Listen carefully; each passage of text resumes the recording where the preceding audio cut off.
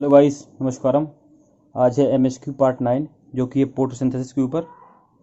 इसमें मैंने 10 क्वेश्चन लिए हैं, तो चलते हैं पहले क्वेश्चन पे। देखते हैं पहला क्वेश्चन क्या कहना चाह रहा है। The electron that are removed from photosystem 2 and photosystem 1 during Z scheme must be replaced. बताओ कौन रिप्लेस करता है उनको। जो जेड स्कीम यानी नॉन साइक्लिक फोटोफॉस्फोराइलेशन में जो फोटो सिस्टम 1 से इलेक्ट्रॉन निकलते हैं, फोटो सिस्टम 2 से उनको कौन रिप्लेस करता है।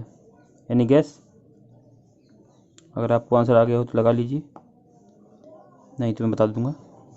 ठीक है, तो आंसर है इसका फोर्थ।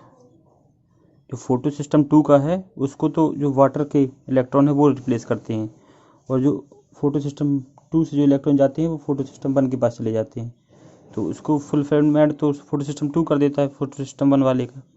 लेकिन वाटर के स्पिल्टिंग से जो इलेक्ट्रॉन निकलते हैं वो फोटो सिस्टम 2 के पास जाते हैं, तो ऑप्शन हो जाएगा फोर्थ। चलते हैं सेकंड क्वेश्चन पे। The process of photosynthesis. तो पढ़ते हैं दूसरा question. Process of photosynthesis that occur in the stromal lamellae occurs lacks. जो स्ट्रोमल लैमेले में फोटोसिंथेसिस होती है उसमें कौन सा पार्ट नहीं होता है। स्ट्रोमल लैमेला अकेले में कौन से होता है। साइक्लिक वाली। साइक्लिक में क्या नहीं होता है। फोटो सिस्टम 1 होता है, एटीपी बनता है, इलेक्ट्रॉन ट्रांसपोर्ट होता है, तभी तो उसके पास जाता है एटीपी के पास। केवल एनएडीपी नहीं बनता है। साइक्लिक में एटीपी अकेला बनता है, इसमें एनएडीपी बनता है और एटीपी बनता है नॉन साइक्लिक में। तो आंसर हो जाएगा इसका थर्ड। अब चलते हैं थर्ड क्वेश्चन पे। In photo system 1 the electron acceptor is. ये क्वेश्चन एक तरीके से कठिन है, क्योंकि जिसको पूरी प्रोसेस नहीं आती उसको ये क्वेश्चन नहीं आएगा।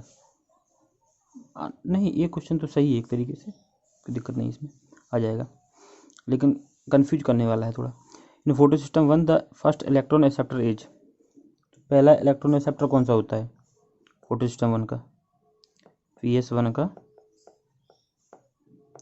FeS, फिर FeD, ठीक है। इसको कहते हैं फेरोडॉक्सिन, इसको फेरोडॉक्सिन सल्फेट, ठीक है। तो अब ऑप्शन देखने से लग रहा है FeS नहीं दिख रहा है आप लोगों को, तो FD वाला अपन नहीं लगा सकते हैं, इसीलिए क्वेश्चन कठिन हो जाता है। लेकिन इस बात का ध्यान रखना है, FeS मतलब Fe और S आयरन और सल्फर से मिलकर बनती है, तो ऑप्शन इसका सेकंड जाएगा, ना कि फेरोडॉक्सिन। तो मतलब डीप नॉलेज होनी चाहिए अपन को इसकी, तो वहाँ से चल जाएगा इसका सेकंड। अब चलते हैं फोर्थ पे। During photo respiration the oxygen consuming reaction occur in. Photo respiration, इसका सवाल ये 2020 में भी आया था, ठीक है। इसको C2 साइकिल भी कहते हैं, क्योंकि इसमें 2 कार्बन का प्रोडक्ट बनता है और ऑक्सीजन यूज होती है। होती कहाँ से, क्लोरोप्लास्ट में होती है, पेरोक्सिसोम और माइटोकॉन्ड्रिया, ये 3 इन्वॉल्व रहते हैं, ठीक है। इसमें ऑक्सीजन यूज होती है, इसलिए अपन इसको वेस्टफुल प्रोसेस कहते हैं। अपन को तो ऑक्सीजन चाहिए ना, कि प्लांट खुद ही यूज कर लेगा तो फिर तो गड़बड़ है ना मामला। तो इसको, अब इसमें क्या पूछ रहा है, कहाँ होती है, क्लोरोप्लास्ट एंड पेरोक्सिसोम, क्या जाएगा आंसर। ग्रेना तो पेरोक्सिसोम में होता ही नहीं है यार, ये तो केवल क्लोरोप्लास्ट में होता है। आंसर जाएगा इसका chloroplast of and peroxisome stroma, मतलब उसका मैट्रिक्स, तो इसका आंसर चलेगा फोर्थ। अब चलते हैं 5वें क्वेश्चन पे। पॉज करके आप आंसर बनाइएगा, ठीक है। ऐसा नहीं है कि मेरा इंतजार करते रहते हैं कि आंसर बता दिया जाएगा, आप ही बना ले तो सबसे अच्छी पोजीशन यही है, आपको आना चाहिए। The first electron acceptor of electron from excited chlorophyll molecule of photo system 2। अभी अपन ने फोटो सिस्टम 1 का देखा, क्या था, FeS, जो कि आयरन सल्फर प्रोटीन है। अब फोटो सिस्टम 2 से पूछ रहा है कौन लेता है, तो ये क्वेश्चन कठिन है यार, मैं रियली कठिन क्वेश्चन है, क्योंकि सब ये याद करके जाते हैं कि इसको फियोफाइटिन लेता है, फर्स्ट इलेक्ट्रॉन एक्सेप्टर फियोफाइटिन है, उसके आगे की चेन के किसी को बहुत ही कम लोगों को याद रहता है, तो ये तो ऑप्शन में है नहीं। अब ये है नहीं तो इसका अगला वाला लगाएंगे। उसका अगला वाला क्या था? प्लास्टोक्यूनॉन। उसका अगला वाला क्या था? साइटोक्रोम बी और साइटोक्रोम F6। तो ये पता रहना चाहिए पूरा, तो वहाँ से चल जाएगा क्यूनॉन, 5वें का पहला। डिटेल्ड NCERT में जो लिखा है उसका डिटेल मालूम होनी चाहिए। ऊपर ऊपर से आप 60 क्वेश्चन कर सकते हैं 90 में से पूरे, लेकिन 85 क्वेश्चन करने हैं या 88 क्वेश्चन करने हैं तो डिटेल्ड पूरी मालूम रहनी चाहिए। In the leaf of C4 cycle malic acid formation during CO2 fixation occur in the cell of. Okay, पहले तुम्हें C4 की डिटेल आनी चाहिए, C4 साइकिल की, तब तुम्हें यही पता लगेगा इसमें मैलिक एसिड बनता है, ऑक्जेलोएसिटिक एसिड के रिडक्शन से बनता है। वो बनता कहाँ है? मीजोफिल सेल में, ठीक है। ऑक्जेलोएसिटिक एसिड में H+ ऐड होता है तो मैलिक एसिड बन जाता है, फिर A ट्रांसपोर्ट होता है इसमें बंडल शीथ सेल में, फिर वो H+ बाहर जाता है और क्या, फिर ऑक्जेलोएसिटिक एसिड से CO2 बाहर निकल जाता है और क्या, फिर अपना CO2 C3 साइकिल चलाता है। ये सीन है, तो आंसर क्या जाएगा मैलिक एसिड वाले का? Mesophyll cell. छठे का दूसरा। अब चलते हैं 7वें क्वेश्चन पे। Calvin cycle takes place in, ये बहुत ही अच्छा क्वेश्चन है। बहुत से लोग कंफ्यूज रहते हैं कि भाई केल्विन साइकिल यानी C3 साइकिल, तो C3 में C3 होगी, जानी मानी बात है, लेकिन C4 में C3 नहीं होगी। बहुत से लोग ऐसे दिमाग लगा लेते हैं जो मतलब पढ़े नहीं होते हैं, लेकिन नहीं, C3 तो सब में कॉमन है, C3 सब में कॉमन है। C4 में भी C3 होगी, C3 में भी C3 होगी, तो इसमें C3 होती है, वो भी बंडल शीथ सेल में चलती है, ठीक है, और थोड़ा एक्स्ट्रा मॉडिफिकेशन होता है बस, तो दोनों में होती है। 7वें का तीसरा। अब चलते हैं 8th क्वेश्चन पे। In photosynthesis the light independent reaction takes place. किसकी बात कर रहे हैं? लाइट। क्वेश्चन ध्यान से पढ़िए इसको, बहुत से ज्ञानी इंडिपेंडेंट को डिपेंडेंट पढ़ के मानने चले जाएंगे। इंडिपेंडेंट मतलब डार्क रिएक्शन की बात कर रहा है। कहाँ होती डार्क रिएक्शन? मैट्रिक्स में।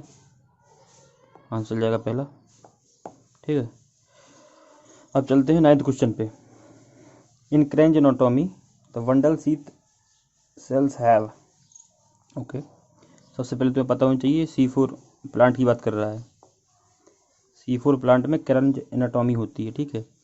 क्या प्रिवेंट करने के लिए? फोटो रेस्पिरेशन प्रिवेंट करने के लिए। ये बताया था ना कि वो ऑक्सीजन को यूज कर लेता है C2 साइकिल में, फोटो रेस्पिरेशन में C2 साइकिल में ऑक्सीजन यूज हो जाता है, तो एफिशिएंसी कम हो जाती है। तो C4 साइकिल इवॉल्व हुई, उसमें ऐसा किया कि जो O2 निकलती है लाइट रिएक्शन में, वो प्रेजेंट न रहे डार्क रिएक्शन के लिए। अगर तो कंपार्टमेंट बना दिए, इधर एक मीजोफिल सेल का, इधर एक बंडल शीथ सेल का, तो यहाँ चलेगी अपनी लाइट, यहाँ चलेगी डार्क, ठीक है। तो O2 यहीं रह जाएगी और डार्क रिएक्शन यहाँ चलेगी, तो इसमें O2 नहीं आ पाएगी। अगर O2 रहेगी तो फिर फोटो रेस्पिरेशन रहने का खतरा रहता है, तो C3 में दिक्कत हो जाती थी, लेकिन C4 में C2 साइकिल होती ही नहीं, इसीलिए, क्योंकि O2 यहाँ निकलता है और C3 साइकिल यहाँ चलनी रहती है इसमें। तो अब देखते हैं क्रेंज एनाटॉमी इसी को कहते हैं। यहाँ क्या कहते हैं इसको? मीजोफिल, इसको बंडल शीथ सेल। अब क्या है, और इसकी वॉल थिक होती है, कोई बाहर से O2 ना आ पाए, इंटरसेलुलर स्पेस कम रहता है और क्लोरोप्लास्ट ज़्यादा रहता है। तो ऑप्शन देख लो, thick wall, no intercellular space and large number of chloroplast, तो आंसर चल जाएगा इसका 3rd। अब चलते हैं 10th क्वेश्चन पे। Which of the following statement is correct. कौन सा स्टेटमेंट करेक्ट है? ध्यान देखो, rubisco is present in the mesophyll cell of C4 plant. Rubisco कहाँ प्रेजेंट रहता है? अभी तुम्हें क्या बताया? C4 प्लांट के बारे में बताया ना, मीजोफिल सेल में लाइट रिएक्शन होगी, और इधर मीजोफिल सेल में, बंडल शीथ सेल में अपना ये C3 साइकिल चलेगी, डार्क रिएक्शन होगी। तो C3 साइकिल में ही तो रूबिस्को यूज होता है, रूबिस्को कार्बोक्सिलेशन करता है CO2 का, ठीक है। तो किस सेल में, बंडल सी सेल में। तो ये गलत हो गया ऑप्शन। हाँ ये तो सही है। तो इसको present in the mesophyll cell of C3 सही है। पैपकेज प्रेजेंट,